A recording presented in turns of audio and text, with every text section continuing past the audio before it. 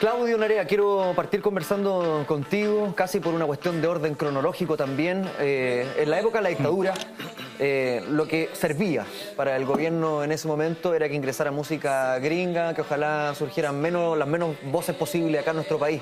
Ustedes llegaron a romper eso, pusieron música chilena en la radio, empezó a circular música chilena y se empezó a armar una industria en base a eso. ¿Qué tan difícil fue todo ese proceso como romper ese hielo al principio?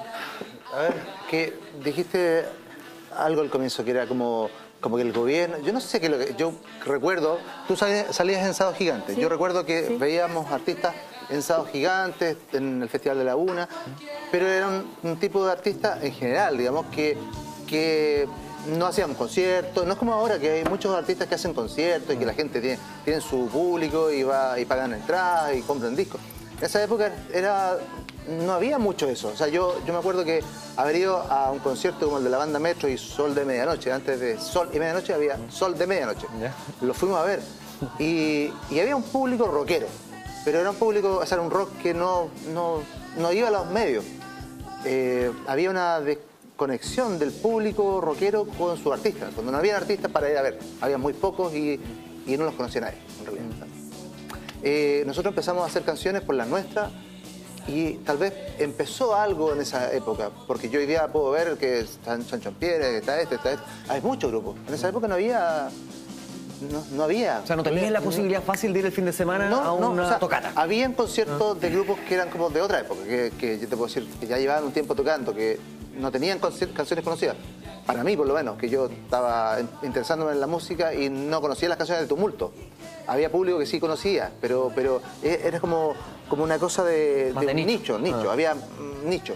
Y eso no tenía ninguna representatividad, digamos, en los medios. Que habían artistas como, no sé, pues como Irene Llano, Lucho Jara, pero tampoco tenían canciones conocidas. Era como que cantaban canciones de otros, en general. ¿Y cómo ustedes, por ejemplo, Sole, tú que estabas en Sábado Gigante, se respiraba esa dualidad a la que hace mención Claudio, el hecho de estar tal vez más en televisión, pero no tanto en un circuito de tocatas, de bares, de discotecas, de estadios? Mira, en mi caso fue diferente por dos razones. La primera fue porque me hice conocida a través de la televisión, pero nos empezaron a llamar de varias partes de Chile. Todas las municipalidades, hartos eventos privados también, pero muchas municipalidades. En ese tiempo, los conciertos estaban enfocados siempre a las municipalidades, a los veranos, a los festivales. Chile es un país que está repleto de festivales, todos nosotros sabemos eso. Y nosotros nos tocó ese recorrido. Yo de alguna forma digo que me tocaron ambas partes porque rompí un poco con eso, porque yo soy compositora. Entonces me duró poco el vuelito. Es decir, más o menos los dos. Yo aproveché el impulso y ya después del Festival de Viña, cuando nos tocó ir de show, yo dije, esta va a ser ya la última vez que yo voy a ir como intérprete, como amoldable a cualquier situación y a cualquier historia que se quiera contar en la televisión, porque bailábamos, cantábamos, actuábamos, hacíamos de todo. Realmente entramos en un momento en que la industria discográfica no existía prácticamente. Entonces era muy difícil hacerse conocido por tu música propia. Sin embargo, después de eso, yo me puse a componer y me costó muchísimo, me costó mucho, porque me seguían llamando para seguir haciendo el tema de moda de la radio, que venía de fuera, de otro artista, hombre, mujer, lo que fuera.